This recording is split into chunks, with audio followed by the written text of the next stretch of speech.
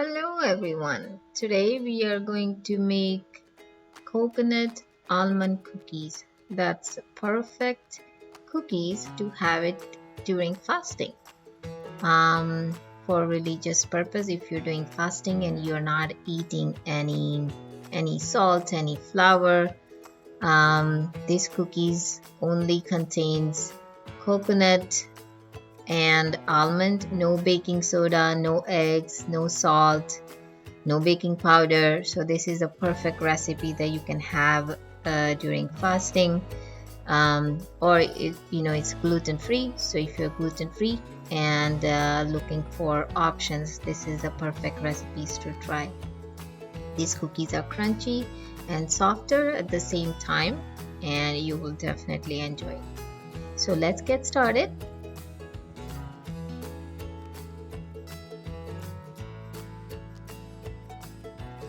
We will take 4 ounces of butter, that's a half the stick, and we will semi melt it in the microwave, so just so that it's softened and not completely melted.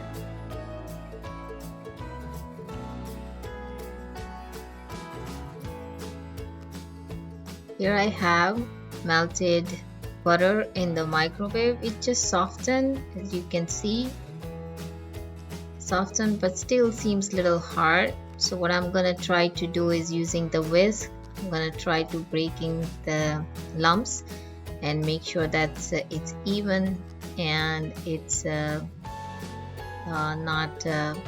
hard anymore.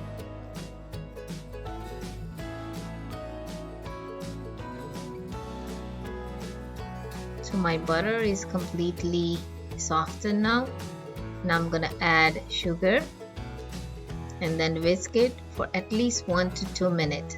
Now again, this is a smaller quantity, so I'm gonna do it for 2 minutes, and if you're making a bigger batch, then you can use electric whisk and that might be easier. This is just less quantity, so whisk is fine. So basically you want to mix them very well until you see the mixture being light and fluffy. And here you see the mixture is light and fluffy.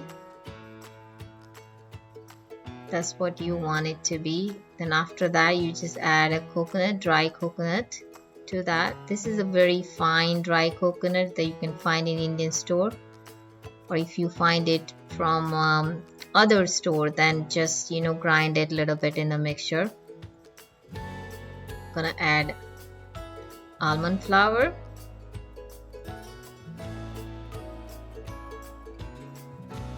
add cardamom. Now if you don't like cardamom, you can leave it out, but in these cookies it tastes very good. It gives that cooling effect. At one point now I have to switch to spatula because my whisk is getting clogged.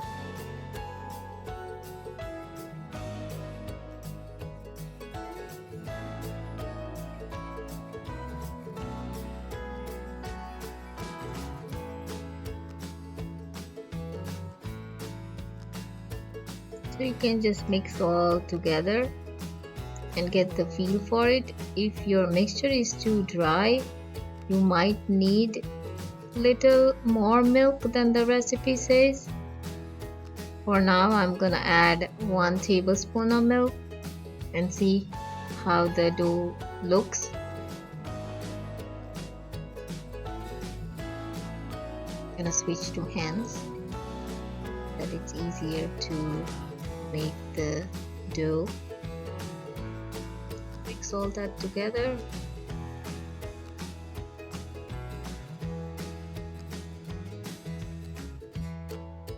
Dough is perfectly okay.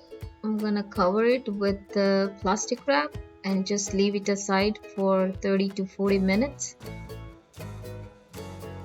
And it's been about 40 minutes and the dough was resting just on the countertop. It looks perfectly fine, just little firm, perfectly okay. I'm going to use 1 teaspoon measurement just to make the even size of cookies. These going to be a tiny cookies. They do expand it in the oven, but I found that this was a perfect size for these cookies. You can choose a bigger size if you like.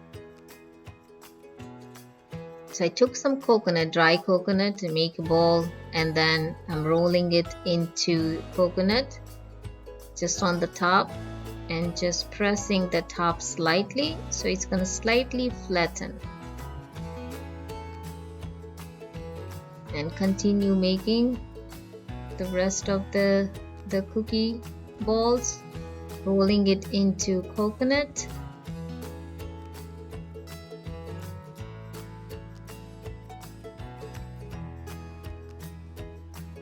Repeat the process for the rest of the dough.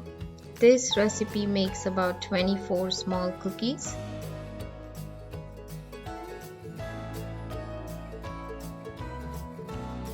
I'm going to bake them at 350 Fahrenheit. So these cookies are baked at 350 for 11 minutes, and then I lower the temperature to 300 for about 5 minutes. And I'm gonna let them cool in the tray for about 2 to 3 minutes so that they firm up before transferring it to cooling rack.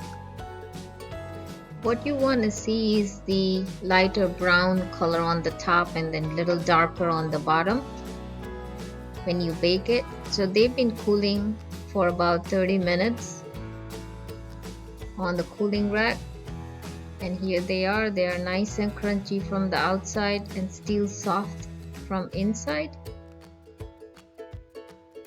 A nice and easy recipe. Give it a try and let me know how you like it. Thank you.